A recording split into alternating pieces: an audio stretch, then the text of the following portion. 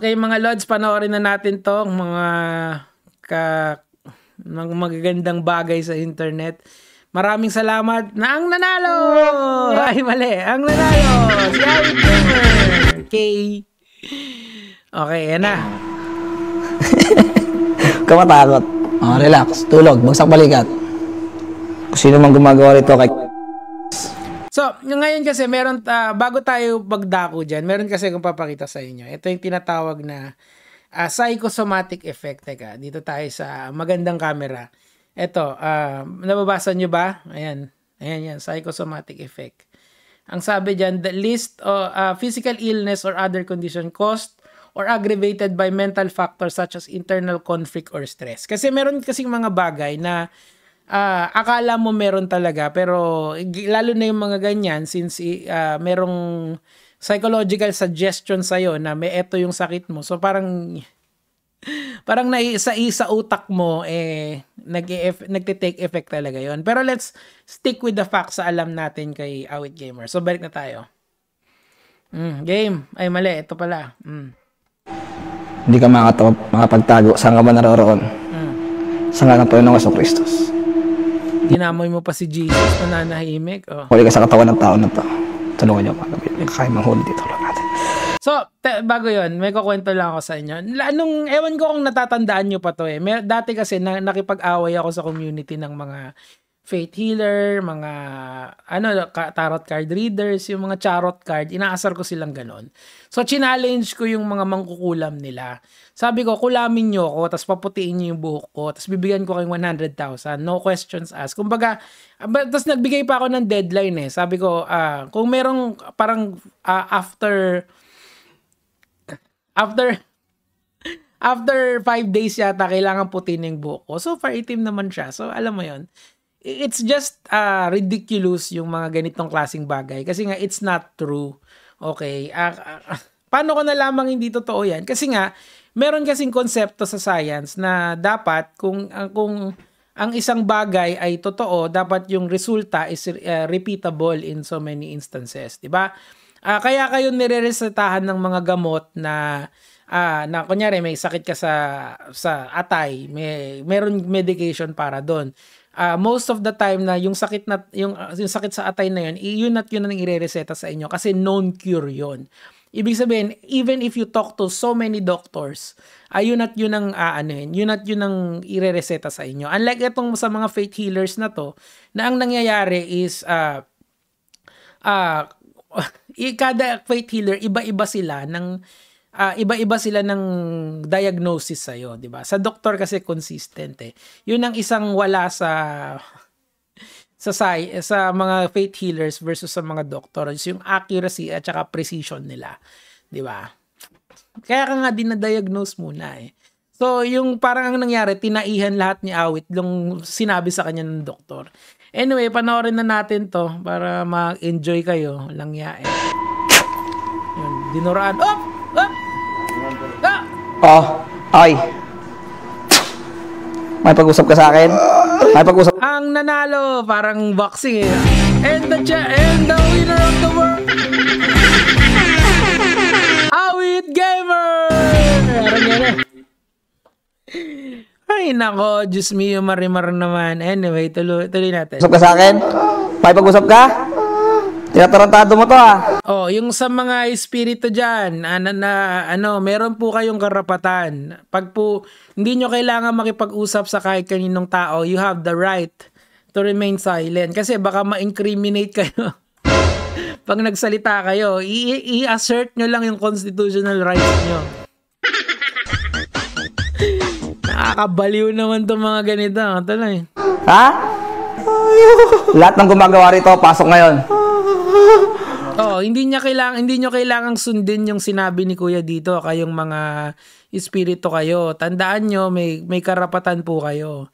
Huwag kayong susunod agad. Wala siyang subpoena powers. Hindi kayo pwedeng See how ridiculous this is, di ba? Kung ako yan, ba't ako sasagot?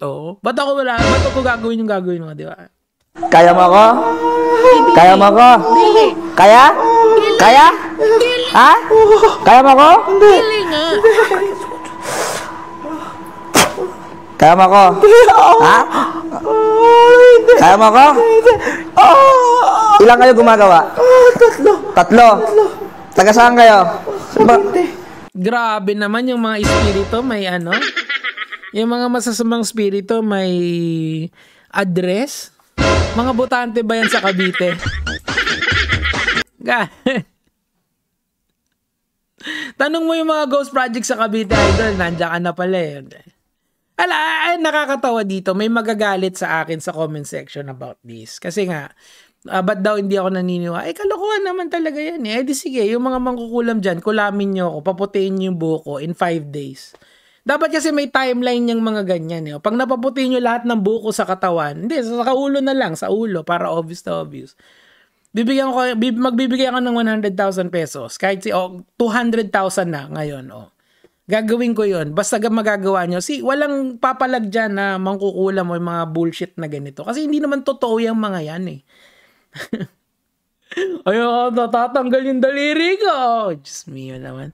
Anyway, tuloy natin. Puki na, inakahabi mga Cavite kayo. Kalugar ko kayo. Ha? Ba't nyo pinarusahan to? Mayabang ka pala eh.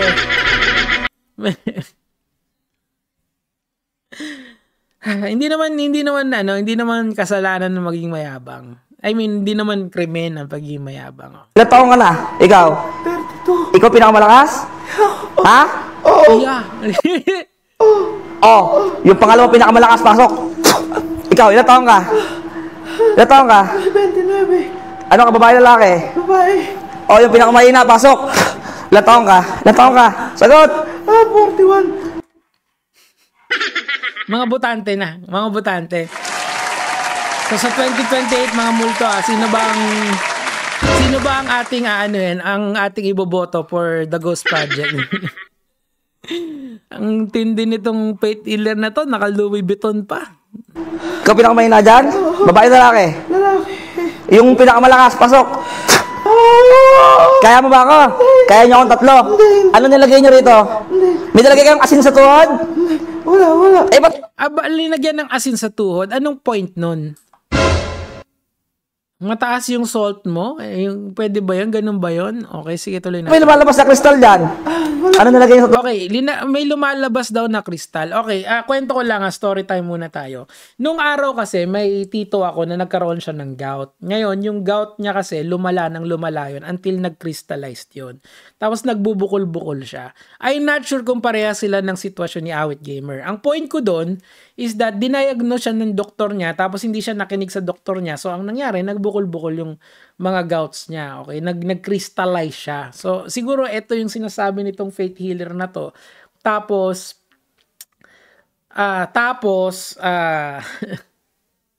si Awit, syempre, paniwalang-paniwala siya because of the psychosomatic effect, di ba? Na sinisisi nila sa external factors na pwede naman makontrol yan if you can just take proper care of your body. Di ba? Ganun lang kasi yun eh. Tuloy natin. Sige. Liquid. Anong liquid? Ano? Liquid. Ina nyo ha? Tatlo ka. Bakit may cut? Di ba nakita nyo yun? Kinat di ba? Tingnan nyo. Di ba kinat siya eh? Kasi pag nag-i-edit ka, ika-cut nyo yun. Dapat kasi continuous. Parang ito, continuous lang to. Miski kung maglipat ako ng cam na ganyan, nakikita nyo na nagta-turn sideways ako. Kasi yung iba kasi, miski may side cam sila, nakikita mo talaga yung transition na inedit siya. So eto, nagtataka ako, kasi pwede kasing matagal yung doon yung cut noon eh. I don't know parang sasibaka ako dito. Like ngayon sabi daw may liquid daw, linagyan daw ng liquid. What kind of liquid? Kasi there are so many liquids dito sa mundong ibabaw. Magma ba yung linagay doon? Liquid magma? Or linagyan ba ng H2O yon? Hindi ko alam eh. Hindi ko alam talaga. Ang point ko rito mga lods, kung meron po kayong nararamdaman sa katawan nyo, seek medical help. Wag po yung mga ganito. Kasi hindi naman po nagana ng totoo yan. Ang mangyayari lang yan, lalo yung sakit nyo kasi hindi naman mga trained professional yung mga ganito. Literal na yung pangalan po nila ay faith healing. So, hindi po siya dependent sa kahit anong bagay na tested na ng ating modern panahon. Nagmamatter yung kanilang panggagaling ay nagmamatter lang sa faith or sa paniniwala ng tao na yon, which is very dangerous kasi kung talagang merong sakit na maluba si awit gamer na kailangan tutukan ng mga doktor, kailangan talaga, di ba? Marami na naman magagalit sa inyo. Hindi wag po kayong kung magagalit kayo, sige, go lang. Pero sana lang, ang request ko sa inyo, mag-agree tayo na bago kayo lumapit sa mga ganitong klaseng tao, magpatingin muna kayo sa doktor. Lahat kasi naaaral na ngayon, even this. Itong mga to may explanation dyan. Yun nga, ini-explain ko sa inyo, baka psychosomatic effect lang to. Since merong nararamdamang masakit si awit at hindi niya maproseso ng tama at darating itong faith healer na to at magsasuggest sa kanya ng kung anong nangyayari, baka maniwala lang siya doon. And etong, I don't know, delusional state niya ngayon is an effect of the suggestion ng faith healer na yon, di ba? Pero, again, open po ako sa mga mangkukulam dyan. Yung mga mangkukulam dyan, i-message nyo lang po ako or magpakilala kayo dyan sa comment section na Nico David, after 3 days lang yung papaputiin ko yung buhok mo. White, kailangan white na white siya, parang kay Gojo. Gusto ko yun doon. Bibigyan ko kayo ng 200,000 pesos pag nagawa nyo yun. Naturally dapat or galing sa kulam. Abangan ko yan. Tapusin na natin to. Ano Tatlo kayo? Magkakilala kayo? Ha? Binayaran kayo? Hindi. Ano pa? Nakita niyo yung cut na yon, kinat na naman siya Pangalan mo, ikaw pinakamalakas dyan. Ha? Eto, mayabang to tao na to, pero hindi nyo kailangan parusahan. Espada niya rin. Yun, ano naman Bukal, nilingan kita. Espada ni Babel. Pero wala silang gloves ni Nico David. Ayan na, isusuot ko na. Tantararan. Ano, mga espiritu? Suntukan? Kulamin! Pu!